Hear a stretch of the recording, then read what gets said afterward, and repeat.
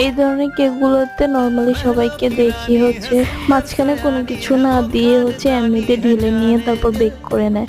আমিও আগে নরমালি কোনো কিছু না দিয়ে দুই পাশে দুইটা ফ্লেভার ঢেলে নিয়ে করতাম, কিন্তু ওইভাবে করতে গেলে মাঝে মধ্যে দুইটা ফ্লেভার একসাথে মিক্স হয়ে যাওয়ার চান্স থাকে।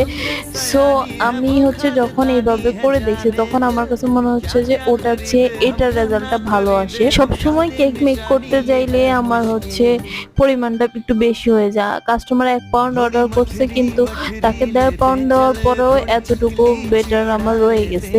বুঝেন অবস্থা কতটা বেশি আমি করে ফেলি। আচ্ছা যাই হোক, একটা গুরুত্বপূর্ণ বিষয় শেয়ার করি, সেটা হচ্ছে আপনারা অনেকে হচ্ছে দুইটা ফ্লেভার একসাথে নিতে চান, তারা হচ্ছে চাইলে এভাবে আমাদের কাছ থেকে অর্ডার করতে পারেন। অনেক সময় হয় কি বাজেটে মিলে না, আবার হচ্ছে ফ্যামিলি মেম্বার কম, দুই ফ্লেভারের অর্ডার করলে পরিমাণে বেশি হয়ে যায়, সেক্ষেত্রে আপনারা এইভাবে অর্ডার